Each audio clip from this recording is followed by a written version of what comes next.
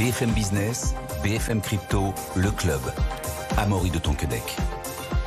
Bonjour à tous, c'est le club BFM Crypto, soyez les bienvenus. Elle renaît tel un phénix. La blockchain Solana, en janvier dernier, elle cotait à $10 et puis à plus de $120 en décembre dernier. Aujourd'hui, on tourne autour des 90. On en parle dans quelques instants avec John Carr. Bonjour John. Bonjour Amaury. Fondateur du NFT Morning et de la Non-Fungible Conférence. Et puis le Bitcoin, on verra qu'il est lui un peu moins en forme aujourd'hui. On en parle dans un instant avec Alexandre Baradez, chef analyste chez IG. Bonjour Alexandre. Bonjour Amaury, bonjour à tous. Puis le Bitcoin aussi, on en parle dans quelques instants avec Pauline Armandet, journaliste BFM Crypto. Bonjour Pauline. Bonjour Amaury. Et puis on verra aussi que le fondateur sud-coréen de la crypto-monnaie Terra, on l'a appris ce week-end, dépose le bilan aux États-Unis. Pauline, on en parle dans quelques instants. Mais d'abord, un point d'analyse technique s'impose avec Alexandre Baradez. Alexandre, on flirtait ce matin avec les $40 000. On voit que depuis l'approbation des ETF Bitcoin Spot, ça corrige. Oui, ça corrige, mais c'est ce qu'on vit ensemble l'année dernière. C'est quelque chose de plutôt sain quand même que nous avons en termes de variation, parce que le phénomène un peu de sell the news, c'est quelque chose qui est assez classique et qui ne dépend pas que du marché crypto. On voit ça partout, sur n'importe quel marché, obligataire, actions, matières premières même. Donc il y a un phénomène qui est plutôt sain de faire une pause après avoir bien anticipé les choses. Pas seulement l'aspect ETF, mais l'aspect aussi un peu valeur refuge, l'aspect détente des taux du dollar. C'est des choses qui ont été bien intégrées. Donc voir le Bitcoin respirer, c'est une bonne chose. Et j'ai envie de dire que c'est presque un bon élève parmi les classes d'actifs, le Bitcoin, parce que le sell the news, c'était une chose, et ensuite on remarque que depuis quelques jours il y a encore une phase de faiblesse un peu supplémentaire et qui ne vient pas de nulle part. Elle vient de ces déclarations qui sont multipliées depuis une dizaine de jours et qui ont été très très nombreuses la semaine dernière, de membres de banques centrales, Fed et BCE, qui cherchent à repousser un sentiment qui est très répandu dans le marché actuellement, que la première baisse de taux viendra au mois de mars. Et on voit que les banquiers centraux sont inconfortables avec ça. Ils ne veulent pas que le marché soit convaincu que ces baisses de taux arrivent trop tôt, parce que sinon ça détend les taux trop vite et du coup ça peut ramener un peu d'inflation. Donc ils veulent repousser le sentiment de marché. Et qui réagit par rapport à ça ? Les taux, évidemment, le dollar qui s'est renforcé un petit peu, et les cryptos également. Et donc on voit que vous êtes en train de nous dire, Alexandre, qu'en fait, il n'y a que le Bitcoin qui écoute les banques centrales. On peut le dire comme ça, alors, pas seulement parce que le dollar aussi a bougé les taux, mais on va dire plutôt que le marché action ne n'écoute pas, parce qu'il est en train de marquer de nouveaux records aux États-Unis, alors que les actifs qui, a priori, sont quand même plus spéculatifs et plus sensibles, comme Bitcoin, lui en revanche, se comporte très bien. Donc c'est plutôt sain. Et alors il y a toujours deux façons de voir les choses, si vous voulez. La façon investisseur patient, prudent, etc. Ce genre de trou d'air est une très très bonne chose pour ceux qui auraient raté le rallye jusqu'à 48. Quand ça retrace comme ça 7 000, 8 000 $, c'est plutôt une bonne opportunité pour revenir tranquillement dessus, plutôt que tout vendre. Mais à court terme, en revanche, pour ceux qui tradent ou qui spéculent sur des horizons de quelques heures, quelques jours, on le disait, la phase est un peu à l'attention des banquiers centraux. Et il suffit qu'il y ait encore 2-3 phrases comme celle qu'on a entendues la semaine dernière pour que ça shoote un petit peu plus bas. Moi, je pense que le risque n'est pas énorme, mais c'est que ça puisse aller taper les 38 000. C'est une zone technique en fait, on avait tapé à plusieurs... Les 40 000, c'est un seuil important. C'est-à-dire que si on va en dessous des 40 000, on risque de corriger plus que si on reste légèrement au-dessus. Non, pas vraiment. Je pense qu'il faut voir l'évolution dans les semaines qui viennent avec une zone pivot, c'est-à-dire un axe un peu central. La zone 40-42 000, c'est les 50% de toute la baisse en fait, de 2021 jusqu'au point bas post-FTX. C'est ça la zone des 40-42 000, c'est 50% de retracement. Donc il se peut qu'on oscille, je pense, c'est ça qu'on va voir d'ailleurs, qu'on oscille autour des 40 000, donc on fasse des allers-retours dans cette zone-là, mais qui soit plutôt apercevoir comme zone de consolidation finalement. On crée un palier et on redémarre. Donc toutes les accélérations en dessous de cette zone sont plutôt des phases un peu de survente, c'est comme ça qu'il faut les voir, plutôt que des phases de redéclenchement d'un mouvement de bear market, quoi que ce soit. Pauline, on a aussi une autre raison qui pourrait expliquer la baisse récente du cours du Bitcoin, c'est les retraits massifs du fonds GBTC de Grayscale, donc le Grayscale Bitcoin Trust, qui existait avant la décision, avant l'approbation des 11 ETF, dont font partie du coup maintenant Grayscale, qui a été transformé en ETF la semaine dernière. Comment on peut expliquer ce phénomène ? C'est-à-dire qu'on a des prises de profit parce que des gens étaient exposés finalement à cet ETF en avance, c'est ça ? Oui, c'est ça. Jusqu'à présent, les investisseurs américains s'étaient vraiment concentrés sur ce fonds. Ce qu'on a vu, notamment, c'est qu'il y avait 3 milliards de dollars à peu près qui avaient été investis donc, dans ce fonds en 2023. Et effectivement, quand ce fonds, donc ce trust, a été validé comme un ETF Bitcoin Spot au même titre que les 11 ETF dont on a beaucoup parlé la semaine dernière, il y a des investisseurs qui ont voulu faire des profits et aux dernières nouvelles, il y a quand même eu 1,6 milliard de dollars qui sont sortis de cet ETF. Par rapport aux autres ETF, c'est vraiment le seul fonds où on a vu des sorties, contrairement par exemple à BlackRock, où là vraiment il y a des rentrées. Voilà, sur les 11, il y en a 10 où les flux sont très positifs, et le seul qui est en négatif, c'est celui de Grayscale. C'est ça. Et donc, par exemple, sur 3 milliards qui étaient rentrés en 2023, il y en a eu déjà la moitié qui sont sortis très rapidement depuis la semaine dernière. Donc, ça a priori, c'est selon des experts, effectivement, fait des pressions sur le cours du Bitcoin. Parce que, en plus de ça, c'est vrai que c'est un ETF qui, par rapport aux autres, va pas forcément être très intéressant en termes de concurrence, puisqu'il a des frais qui sont appliqués, qui sont relativement élevés. On est à 1,5% de frais pratiqués pour les investisseurs qui vont passer par ce fonds. Et donc, par exemple, en concurrence avec des gens comme BlackRock, les frais sont moins importants. Et voilà, les gens vont vouloir sortir de ce fonds. Un fonds qui a au total à peu près 25 milliards de dollars de liquidités, donc ça reste évidemment tout de même assez intéressant, mais pour certains analystes de JP Morgan, si ce fonds continue à Et à ne pas baisser ses frais aussi. À ne pas baisser ses frais et donc à pas prendre de stratégie, ils anticipent quand même les analystes entre 5 et 10 milliards de dollars qui pourraient encore sortir de ce fonds et donc encore exercer des pressions à la baisse sur le Bitcoin. Ça pourrait saigner encore un petit peu, mais on va s'intéresser maintenant à Solana. Je le disais en sommaire, on était à 10 $, il y a un an à peu près. Plus personne n'y croyait, enfin plus personne. Peu de gens en tout cas, les avis n'étaient pas forcément très positifs, sachant que c'était, on va en parler avec John dans quelques instants, très exposé à tout l'écosystème qui gravitait autour de FTX. Alexandre, comment est-ce qu'on peut, d'un point de vue technique, où on en est? Je le rappelle, on est passé de 10 $ avec un pic à 120 en décembre dernier, fin décembre, donc là il y a moins d'un mois. Aujourd'hui on oscille autour des 90. Techniquement, qu'est-ce qu'on peut lire?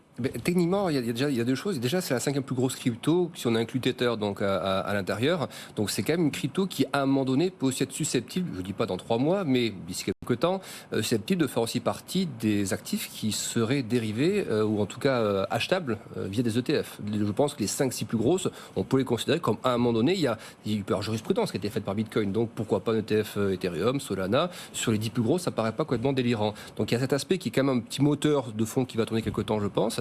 Après, sur l'aspect purement graphique, on voit que la baisse des cryptos s'est faite en 3 vagues, en fait, les plus grosses, 2021, 2022, du coup, 3 grosses vagues. Et pour Solana, c'est ce qui s'est passé. C'est comme Bitcoin, en fait, on avait récupéré la 3e vague de baisse, on a passé une vague C dans le jargon technique, on la récupère complètement, et on s'arrête à ce niveau-là, pareil, au niveau des 50% de correction sur Solana. C'est un petit peu moins remonté que Bitcoin en termes d'amplitude en relatif, mais c'est les mêmes types de réactions techniques. On est face à la dernière vague, donc on voit qu'il y a des prises de gains qui s'opèrent là-dessus, mais comme pour Bitcoin, je pense que ces niveaux de creux, on passe de 120 à 88, 87, même si ça redescend un peu plus bas, je pense qu'il ne faut pas voir ça comme un sommet pour retourner à 10. Je pense que c'est redémarrage, on consolide parce que ça va vraiment très vite, x6 en quelques mois, c'est quand même très très rapide, et donc on consolide en dessous, mais par contre ne pas être pressé et penser qu'on va faire encore x3, x4, x5, je pense vraiment qu'il faut l'intégrer comme une classe d'actifs en fait désormais, donc ces actifs, s'ils font déjà 15, 20, 30% en quelques mois, c'est déjà remarquable, donc il faut être patient comme ça, mais les creux qu'on observe actuellement sont plutôt des zones, plutôt pour accumuler des zones, plutôt que de se dire, j'ai fait 120, je suis à 80, est-ce que ça va descendre à 30 donc à là, nouveau, vous êtes en train de nous dire que finalement,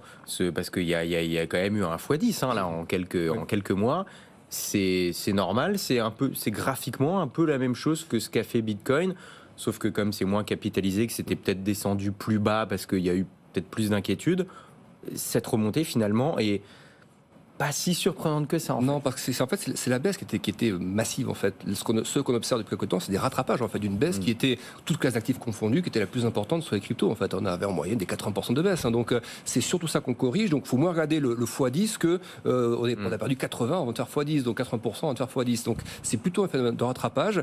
Et comme je pense que le plus dur est passé post-FTX, c'était vraiment la capitulation du marché des cryptos en général. La phase de rallye, on est en train de repartir sur du bull market. On est sur un bull market avec des grosses respirations qui vont s'opérer. Et je pense que dans une de ces grosses respirations, sachant qu'en plus elle est dans le top 5 des grosses cryptos, donc il n'y a pas vraiment de menaces particulières et de craintes particulières à avoir ce genre de grosses respirations. John, maintenant on va soulever un peu le capot de Solana, on a parlé des cours, etc. Qu'est-ce qui s'est passé? On parlait beaucoup encore il y a quelques mois de panne de la blockchain. on en parle un peu moins aujourd'hui, c'est parce qu'il n'y en a plus ou parce que maintenant, finalement, vu que le cours est remonté, on trouve qu'elle est en meilleure santé? Alors, il y a plusieurs facteurs. C'est vrai que, alors techniquement, a priori, la blockchain s'est améliorée. Ça veut dire que c'est vrai qu'on en parlait beaucoup pendant le précédent bull run. Il y avait des moments où la blockchain, qui selon ses détracteurs est assez relativement centralisée, on va dire, s'interrompait. Il y avait des interruptions de service, tout simplement. C'est-à-dire qu'à un moment donné, on ne pouvait plus acheter ou vendre ou traiter sur la blockchain Solana. C'était dû à quoi, ça? Alors, c'était dû à on va dire des bugs, on va dire pour faire simple, ouais. des problématiques d'infrastructure qui étaient pas résolues.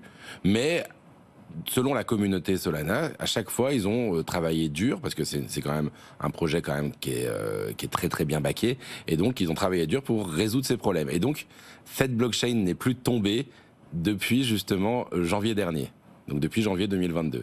Et donc, selon la communauté Solana en tout cas, ces problèmes techniques font partie du passé. Donc bon. Ça, c'est une chose. Ouais. Après, c'est vrai que moi, je regarde beaucoup aussi l'écosystème NFT. Et en fait, déjà, lors de la naissance, on va dire, des NFT, le moment où ça a vraiment explosé en 2021, c'est vrai que le marché principal était sur Ethereum, mais la deuxième sphère était sur Solana. Et quand on s'était vu au moment où, en effet, lors de l'affaire FTX, eh bien, c'était un peu la petite mort des projets NFT sur Solana, parce que tous ces grands projets étaient soit en train de quitter Solana. Ça veut dire qu'il y avait les grands projets comme les DeGods, par exemple, qui avaient migré vers Ethereum.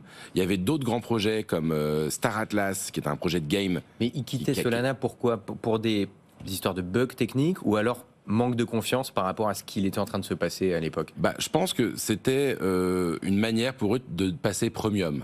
Ça veut dire que quand DeGods, le projet qui était un peu le projet de référence le plus cher, le plus important sur Solana, est passé sur Ethereum, c'était pour un moyen pour eux d'aller chercher les investisseurs, les collectionneurs de NFT Ethereum. Parce que c'était des communautés qui restaient assez hermétiques, finalement. Et ça, justement, c'est en train de changer. Parce que là, depuis ce renouveau, on va dire, de Solana et ce début de bull market, pour l'instant, côté NFT, un des grands gagnants, c'est Solana. Donc c'est l'inverse, on part d'Ethereum pour aller sur Solana? Alors on part d'Ethereum, il y a toujours les grandes collections qui existent sur Ethereum resteront sur Ethereum. Par contre, c'est vrai qu'en termes de nouveaux projets, en termes d'activités, il y en a assez peu qui sont créés sur Ethereum aujourd'hui. Et on va plutôt les voir sur Solana. On les voit aussi sur Bitcoin d'ailleurs pour d'autres raisons. Oui, avec les fameux ordinals. Avec les fameux ordinals. Pas vraiment des NFT techniquement, mais voilà. C'est ça. Mais donc, en effet, il y a un moment qui est plutôt, qui met plutôt Ethereum entre parenthèses en disant bon, c'est des NFT de haut de gamme, de luxe, mais qui sont chers. Et les nouveaux projets vont plutôt avoir tendance à se créer sur d'autres blockchains. Et le grand gagnant pour l'instant, c'est Solana avec des volumes en fait assez impressionnants. C'est-à-dire qu'en décembre dernier, les volumes de trade de NFT sur Solana sont passés devant les volumes sur Ethereum. Et comment on peut expliquer ça? C'est quoi? C'est parce que Solana, ce qu'on appelle les frais de gaz, c'est c'est les taxes entre guillemets sur la blockchain. C'est-à-dire que Solana, Ethereum est trop cher maintenant. Ou alors il y a une réelle innovation technique qu'on trouve sur Solana et pas forcément sur Ethereum. Ouais, c'est un petit peu de tout ça. Mais c'est vrai que ce qui fait mal à Ethereum en général, c'est les frais de gaz. Ça veut dire que lancer un projet, même vous êtes un artiste aujourd'hui, vous voulez lancer un projet sur Ethereum, le minter, ça veut dire l'ancrer dans la blockchain, ça va vous coûter plusieurs centaines d'euros. Ouais. Acheter un NFT sur Ethereum, n'importe lequel, ça va vous coûter selon le trafic entre 10 et 20, 30 euros. Et ça, on n'est pas encore dans le haut du bull market, donc on anticipe que si dans 6 mois ou dans 1 an, on continue à avoir des volumes qui augmentent, les frais de gaz vont augmenter et on va se retrouver comme en 2021 avec des frais de gaz allant des fois jusqu'à 100 euros pour acheter des NFT. Et vous imaginez en fait un NFT que vous lancez, qui peut-être au départ sur des petites collections comme ça, va peut-être être gratuit, va peut-être valoir 1 euro, 10 euros, 100 euros. Si c'est plus cher de le créer que de... ça pose un problème fondamental. Et donc, c'est la première raison, en effet, c'est ce qui fait qu'il y a un mouvement qui se déverse. Il y a beaucoup d'alternatives en ce moment à Ethereum qui sont en train d'émerger pour les NFT, et notamment donc Solana. Mais au-delà de ça, il y a, c'est vrai, des innovations techniques. Ça veut dire que l'environnement qui propose aux développeurs informatiques pour créer des projets est simple Ça veut dire qu'il n'y a pas une barrière à l'entrée complexe pour pouvoir coder des projets sur Solana. Ils proposent toujours des innovations, justement dans le domaine des NFT. Je ne vais pas rentrer dedans, mais par exemple pour faire des NFT qui évoluent avec le temps, pour faire des innovations techniques qui sont intéressantes. Et puis ils ont une communauté qui n'est jamais partie en fait. C'est-à-dire que même justement ceux qui achetaient quand c'était à $10, ils sont restés soudés. Ils avaient créé beaucoup de projets. Il y en a beaucoup qui ont perdu de l'argent à ce moment-là, mais qui ont toujours cru. C'est vrai qu'on en a toujours parlé de Solana. On en a toujours entendu parler. Après, voilà, on en parle différemment aujourd'hui, mais... Et c'est ça. Et du coup, ils ont continué à construire des projets sur Solana et à innover sur Solana et à continuer à pas lâcher, à pas quitter le navire. Ce qui fait que c'est aujourd'hui une des communautés les plus dynamiques en termes de création de projets. Et en parallèle, la fondation Solana accompagne. C'est vrai qu'ils ont des moyens, ils accompagnent, ils innovent comme je disais. Il y a même une petite anecdote qui est, enfin là, c'est un peu spéculatif, mais c'est quand même assez fou. Ils ont lancé le Solana Phone. Ah oui, le téléphone Solana. Le téléphone Solana, qui a un succès, c'est incroyable. En fait, c'est un téléphone. C'est quoi cette histoire, ouais, c'est un téléphone qui, en fait, alors c'est un smartphone Android classique, moyenne gamme, qui en fait donne des services privilégiés pour la communauté Solana. En gros, pour faire très simple, ça va vous donner des accès à des allolistes en priorité, à des airdrops en priorité. Donc vous allez avoir des priorités sur les tokens qui se lancent, les nouvelles crypto-monnaies, les nouveaux NFT qui se lancent sur Solana. Vous allez avoir des accès prioritaires. Et du coup, ce téléphone qui est en quantité limitée s'échange assez cher sur le second marché, sur eBay, pour pouvoir accéder justement un peu à ces combien à peu premiums. près, on sait, on a le prix là ou pas? J'ai pas suivi, mais il me semble que ça traitait à $1,000. C'est bientôt l'iPhone, quoi, c'est ça? C'est peut-être le futur Apple, on sait pas. Hein. Après, il y en a qui ont rentabilisé ces investissements justement grâce aux accès qu'ils ont eus. Mais c'est en effet, voilà. Mais en tout cas, ça fait partie. Alors, ça fait un peu sourire, mais ça fait partie des innovations qui sont amenées par Solana. Bon, et rapidement, c'est quoi les projets à surveiller en particulier? Alors, il y a des grandes familles, c'est vrai qu'il faut vraiment suivre, mais il y a ces fameux meme coins en ce moment. Alors, c'est pas vraiment NFT, mais qui sont à la mode. C'est de la pure spéculation, c'est un peu du casino. Il faut faire extrêmement attention là sur ce genre de projet. Mais on a vu par exemple le Bonk, qui était un meme coin qui a explosé sur Solana à un moment T. Il y en a beaucoup régulièrement des gens qui suivent soit les airdrops, ça veut dire les cadeaux qui vont être faits s'ils sont actifs sur Solana, soit justement des opportunités qui naissent. On a toujours, c'est un peu le retour des projets PFP aussi. Ces fameux, voilà, l'équivalent des Bored Ape, les profile pictures, qui est déjà explosé qui marchait bien sur Solana. Par exemple, la semaine dernière, on a un très très gros projet qui est sorti qui s'appelle Crypto Undeads, qui sont des morts vivants pixelisés. Donc c'est un peu la grande époque finalement. On peut dire que les NFT, ça revient là, en ce moment? Oui, dans le sillage finalement du retour des cryptos, en effet, il y a pas partout, mais il y a certaines sphères qui sont en train d'exploser, ouais. Et donc voilà. Et donc à côté de ça, on a quand même le gaming qui continue très fort sur Solana avec des projets comme Aurori, et puis l'art qui commence à se développer sur Solana avec la plateforme Exchange Art. Et donc il y a beaucoup d'artistes qui vont chercher en fait ces liquidités. En fait, c'est assez simple. Hein. Il y a des fortunes qui se sont créées parce qu'il y a des gens qui sont rentrés à 10, et donc ils ont un capital de sol qui est extrêmement important. Et donc naturellement, ces masses-là vont réinvestir dans l'écosystème Solana, et donc il y a des opportunités d'aubaine à ce moment-là. Et on peut dire que quand le marché des NFT redémarrera, ce qui est un peu le cas, est-ce que Solana pourrait en être un des gagnants? C'est un des paris, justement, comme on disait, ils font partie maintenant justement des top crypto dans les projets NFT. C'est celui sur lequel il y a un narratif en ce moment, parce qu'il y a toujours cette logique, hein, c'est vrai qu'il y avait une première vague Bitcoin, le dernier bull run était Ethereum, c'est-à-dire qu'il y a des fortunes qui étaient faites sur Ether et donc beaucoup de projets sur Ether, et là, l'aspect gaz qui est pas cher, et justement le fait qu'il y a des créations de fortunes importantes qui se font sur cette crypto-monnaie en particulier, peut jouer pour l'écosystème NFT Solana. Bon, on va suivre ça dans les jours et semaines qui viennent. Ça risque d'être animé, mais très intéressant en tout cas cette résurrection, mais qui d'un point de vue graphique, Alexandre le disait tout à l'heure, n'est pas forcément si surprenant que ça.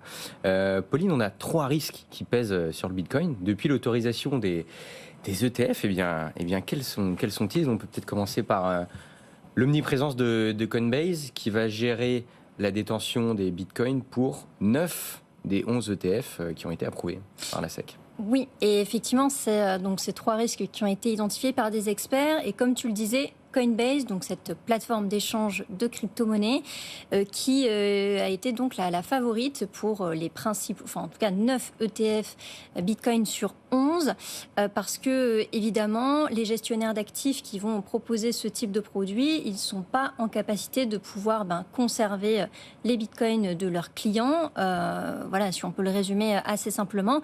Et donc, à peu près tous ont fait appel au géant des cryptos Coinbase, qui est américain. Et de ce point de vue-là, il y a évidemment des inquiétudes qui émergent. Typiquement, comme Coinbase se retrouve à l'heure actuelle à avoir un certain monopole, on peut se demander, en tout cas c'est les questions que se posent des experts, si Coinbase pourrait pas faire certaines erreurs de manipulation ou des erreurs techniques qui feraient perdre, ou en tout cas elle se retrouverait à perdre les bitcoins. Ce qui veut dire en gros, c'est que là on a 11 ETF acceptés, 9 qui ont leur dépôt, on va dire ça comme ça, chez Coinbase. Donc s'il y a un problème chez Coinbase, ça en fait quand même 9 sur 11 qui pourraient avoir des problèmes, quoi. Oui, donc ça c'est effectivement une première inquiétude qui est soulevée. Et puis la deuxième, alors c'est un sujet assez récurrent, mais on le sait aussi, Coinbase c'est l'une des rares plateformes de crypto-monnaie aux États-Unis à être cotée au Nasdaq, à être assez, assez clean et réglo sur tous les sujets réglementaires aux États-Unis. Et il y a aussi la question de savoir si les États-Unis pourraient frapper aussi à la porte de Coinbase pour réaliser certaines saisies de Bitcoin. Dans le cadre notamment d'enquêtes ou autres, et donc forcément ça crée certaines inquiétudes du côté des experts, ce monopole de Coinbase. Puis tous ces ETF créent une sorte de financiarisation du Bitcoin de plus en plus importante, Pauline. Oui, parce que évidemment le nouveau paradigme peut-être dans lequel on rentre, notamment à travers ces ETF, c'est que le Bitcoin vraiment est aussi bien vu, davantage vu comme un objet de spéculation avec ces nouveaux produits d'investissement. Et là, ce qui se passe effectivement pour les investisseurs, c'est qu'ils ne vont pas détenir eux-mêmes le Bitcoin. Ça va être via des intermédiaires et notamment américains. Et du coup, ce que disent certains experts, c'est que ces produits vont créer en fait des reconnaissances de dettes vis-à-vis du Bitcoin. C'est ce que dit notamment Loop de Casa, qui est le cofondateur d'une société de conservation de Bitcoin. Et il explique que ça peut aussi créer certaines complications pour les personnes qui utilisent ces produits. Et puis il y a aussi des soucis de potentiel de gouvernance sur le Bitcoin. Ça veut dire que la gouvernance du Bitcoin pourrait être menacée, Pauline ? Oui, en fait, alors ça, de même, c'est des experts qui le disent. Les émetteurs d'ETF vont certainement essayer d'apporter des changements, mais aussi, des changements, à la blockchain Bitcoin. Et c'est un risque qui pourrait être apporté aussi, l'arrivée de ces gestionnaires d'actifs sur le marché du Bitcoin. Ce qu'on a vu, c'est que dans les dépôts de dossiers jusqu'à présent, BlackRock et d'autres géants avaient dit qu'ils n'allaient pas essayer de s'insérer sur différents sujets qui concernent la blockchain Bitcoin, typiquement des forks, s'il devait y avoir un nouveau fork, puisqu'il y avait eu un fork de la blockchain en 2014 qui avait créé Bitcoin Cash d'un côté et la blockchain Bitcoin classique de l'autre. Jusqu'à présent, ils disaient on ne veut pas interférer là-dedans, mais sait-on jamais, on verra sur les prochains mois ce qu'ils pourraient vouloir aussi faire en lien ou non avec les développeurs, et ce qui fait évidemment grogner pas mal de développeurs du protocole Bitcoin aujourd'hui. On parlait, messieurs, des ETF tout à l'heure. Bon, pas mal de gens pensent qu'on pourrait avoir un ETF Ethereum. En tout cas, il y a certains spécialistes qui disent qu'on a 70% de chance d'en avoir un avant le mois de mai. Mais pas mal d'autres gens pensent que certaines blockchains comme Solana, Chainlink ou autres, il y en a 4-5 en tout, pourraient avoir leur ETF. Mais certains disent non, s'il y en a une qui a encore un ETF, c'est Ethereum. pour les autres, ce ne sera pas possible pour des questions de centralisation notamment. Qu'est-ce que vous en pensez? Je pense que effectivement, ça se concentrera sur les top 4, top 5, parce qu'aussi, c'est des produits quand même très grand public. C'est-à-dire que les early adopters ou autres, ils vont pas passer par des ETF, il faut être directement sur des plateformes centralisées ou décentralisées pour acheter. Ça, c'est des produits vraiment très grand public pour ceux qui veulent aussi se simplifier la vie. C'est-à-dire ceux qui vont acheter des ETF Bitcoin, ils vont les mettre à côté de leur ETF Nasdaq, ETF Gold, ETF S&P, etc. Donc c'est pour stocker de la valeur de manière simple sur des comptes centralisés, des comptes d'épargne, notamment retraite aux États-Unis, les 401k ou autres.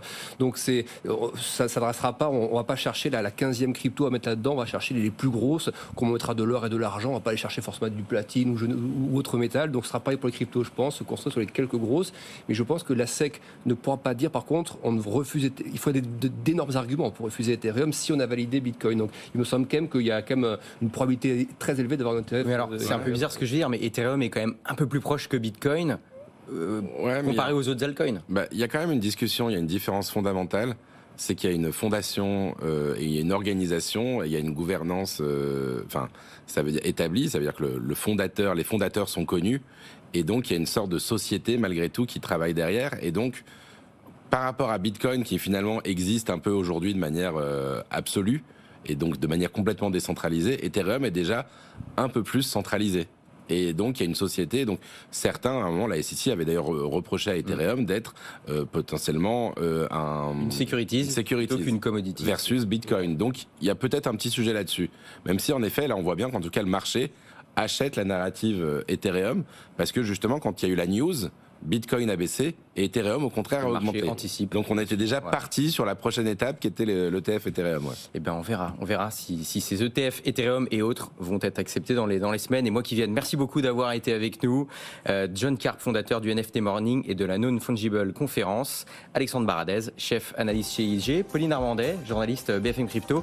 D'ailleurs, c'est sorti ce week-end, le fondateur sud-coréen de la crypto-monnaie Terra dépose le bilan aux États-Unis. Pauline, il y a votre article qui est à retrouver sur notre site web BFM Crypto pour suivre cette affaire-là et aussi votre newsletter qui sort ce soir à 18h. Abonnez-vous si ce n'est pas déjà fait. Merci d'avoir été avec nous. Bonne journée, bonne soirée. À demain à 15h. BFM Business, BFM Crypto, le club.